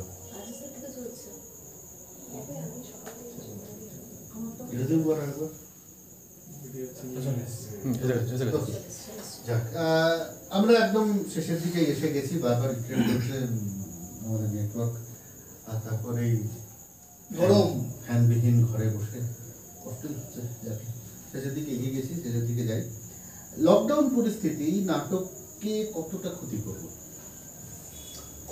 মানে আমরা যারা থিয়েটার নিয়ে বাঁচার স্বপ্ন দেখি, আমরা যারা থিয়েটার নিয়ে থাকি, মানে থিয়েটারটাই আমার একমাত্র কাজ, আমাদের মতো অনেকে তো কর্মহীন করে ফেলেছে। এটা তো অবশ্যই ক্ষতি করেছে। রিহার্সালগুলো, মহলাগুলো, সংলাপগুলো সব হারিয়ে যাচ্ছে কোথাও। ক্ষতি করেছে অনেক বিভিন্ন দলে, বন্ধু বান্ধবদের সাথে কথা হচ্ছে, বহু ছেলে মেয়ে মানে থিয়েটার নেশার মতো। তো মানে তুমি সিগারেট তুমি 10 দিন বা 15 দিন বা 1 মাস না খেলে পরে তুমি সিগারেটের প্রতি তোমার অনীহা তৈরি হয়ে যাবে। সেরকমই দীর্ঘদিন ধরে মহলা না দিতে দিতে দিতে এরকম অনেক ছেলে মেয়ে আছে যারা কিন্তু থিয়েটার থেকে বিচ্যুত হয়ে যাচ্ছে। এই ক্ষতিগুলো তো থিয়েটারে করেছে। সুতরাং এটা তো মেনে নিতেই হবে। আর যেটা ভালো করেছে, হ্যাঁ যেটা ভালো করেছে সেটা হচ্ছে যদি ভালো সবাই মানে জানি না কিভাবে নিয়েছে, কিন্তু নিজেকে জানা, নিজেকে চেনা, এবং যেটা হয়েছে যে প্রচুর পড়াশোনা করার অবকাশ পাওয়া গেছে, যেইটা ভবিষ্যতের থিয়েটারের রসদ হিসেবে আমরা সংগ্রহ করতে পারি। যদি পড়াশোনার মান মানে অনেক কম লোকের, মানে সবাই পড়াশোনা করতে ভালোবাসে না। আসলে সবটাই তো আমি কিছু দরকার হলে গুগল খুললে পরে হ্যালো গুগল, আমার বাবার নাম কি? আপনার তোমার বাবার নাম এই? হ্যাঁ, তো বাবার নামটা মনে রাখে না। এখন অনেকে আধার কার্ড বার করে দেখতে, এখন গুগলকে জিজ্ঞাসা করবেন 2 দিন পরে বাবার নাম কি। তো এইটা তো হয়ে গেছে, তো পড়াশোনা করার তো দরকার নেই। তো এই জন্য কিন্তু লকডাউন পড়াশোনা করতে অবকাশ। কিন্তু থিয়েটার তো পড়াশোনা ডিমান্ড করেছে, করছে, করবেও, হুম, কারণ পড়াশোনা শিক্ষা ছাড়া তো থিয়েটার আসতে পারে না, না ঠিক তো? তাহলে এই লকডাউনে কে কি বই পড়লি? রাজেশ কি বই পড়লি? বল। আমি শেষ যেটা পড়েছি মানে কমপ্লিট করেছি সেটা হচ্ছে সেপিয়েন্স। আচ্ছা, আর যুবাল Alchemist নোয়ারের পড়েছিস, সেপিয়েন্স, এবং তারপর আরেকটা ওটারই ওটা হচ্ছে মানব জাতির ইতিহাস সম্পর্কিত। আমি তার পরের ভার্সনটা পড়ছিলাম, হোমোডিউস বলে। তুই সেটা Alchemist পড়লি না? incomplete। হ্যাঁ, Alchemist পড়লি? Alchemist আগে পড়েছি, তার আগে পড়েছি। সুব্রমণ কি পড়লি?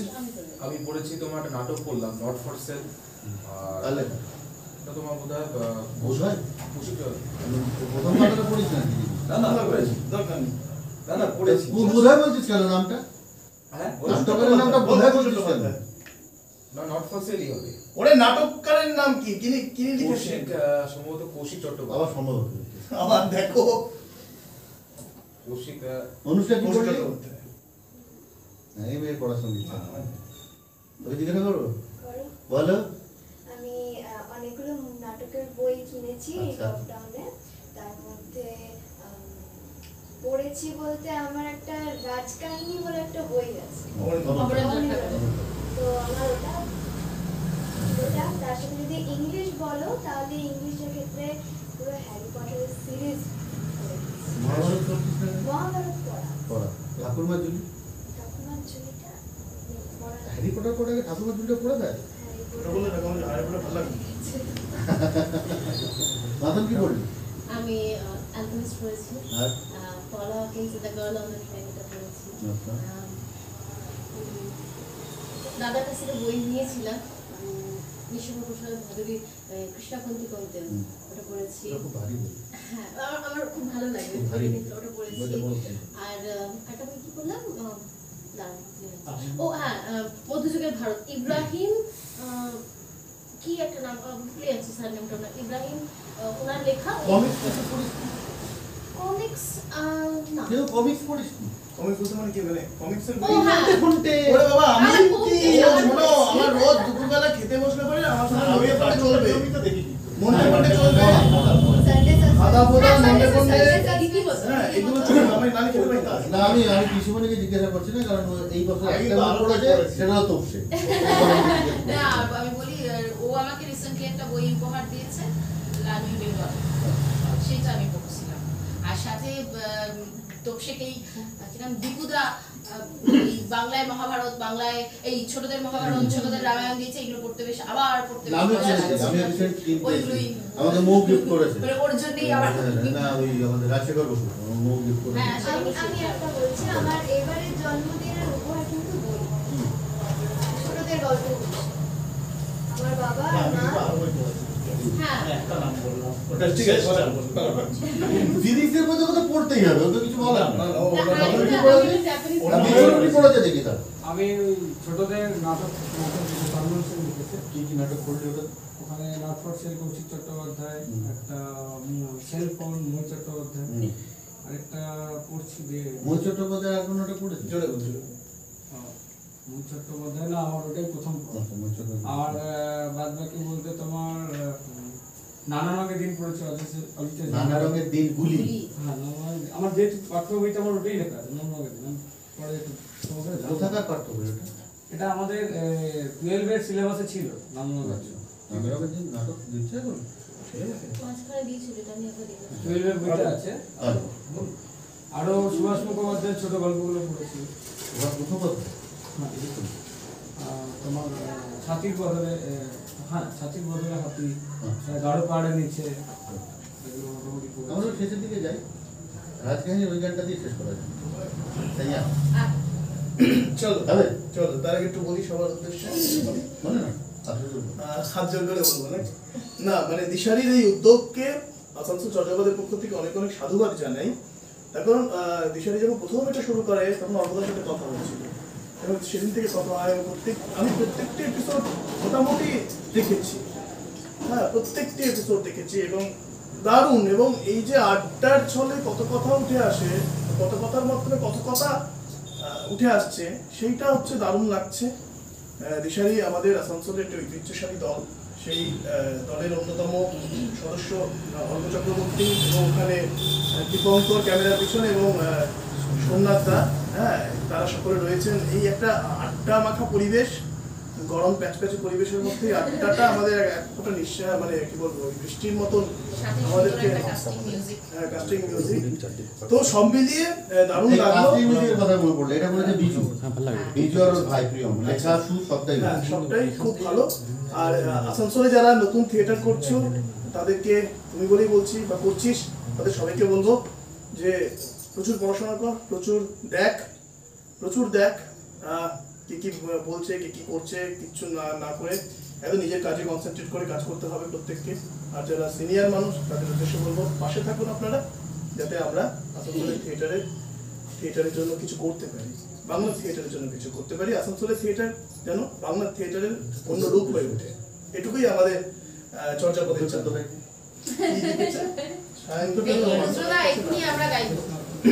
রুদ্রদা গাইছি, হ্যাঁ, অনুমতি দিয়ে হ্যাঁ, চলো। এই গানটা রাজকাহানি নাটকে ব্যবহৃত হয়েছিল, মাঝখানেও ব্যবহৃত হয়েছে, শেষেও ব্যবহৃত হয়েছে। চলো শুরু করি। सखी सैया तो खूब कमात है, महंगाई जायन खाए जात है। सखी सैया तो खूब कमात है, महंगाई जायन खाए जात है। सखी सैया तो खूब कमात है, महंगाई जायन खाए जात है। तो खूब कमात है, महंगाई जायन खाए जात है। डीजल का भी गया रोल, सुरमई का बोल, डीजल का भी गया रोल, डीजल भाई का बोल, डीजल का भी गया रोल, डीजल भाई का बोल। साबास माती डांग मारी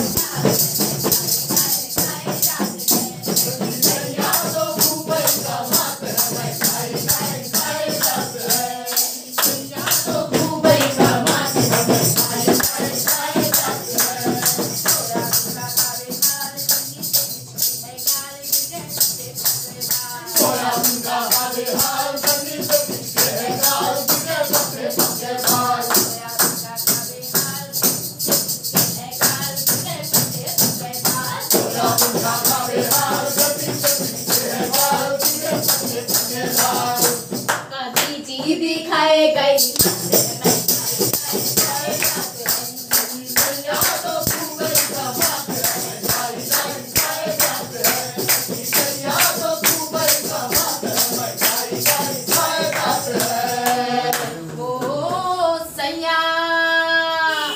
सैयारे मो सैयारे खूब कमाए, सैयारे मो सैयारे खूब कमाए, सैयारे मो सैयारे खूब कमाए, सैयारे मो सैयारे खूब कमाए, कमा के मर गए सैया, कमा के मर गए सैया, कमा के मर गए सैया, कमा के मर गए सैया, कमा के कमा के मर गए सैया।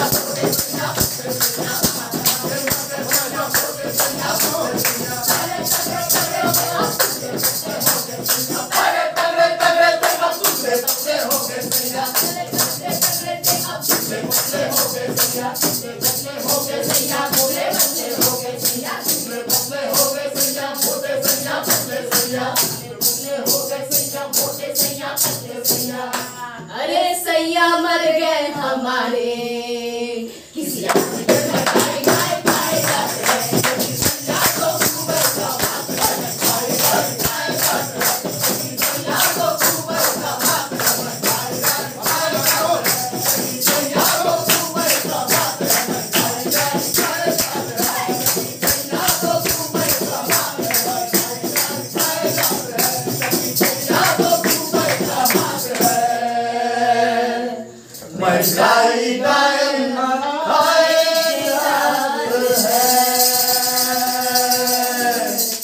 সবাইকে ধন্যবাদ। আমরা আবার আপনাদের কাছে আসবো। আজকের মতো বিদায় নিচ্ছি। চর্যাপদের সকলকে আমাদের তরফ থেকে ধন্যবাদ। আজকের আড্ডা ভালো থাকুন, সুস্থ থাকুন এবং 21 22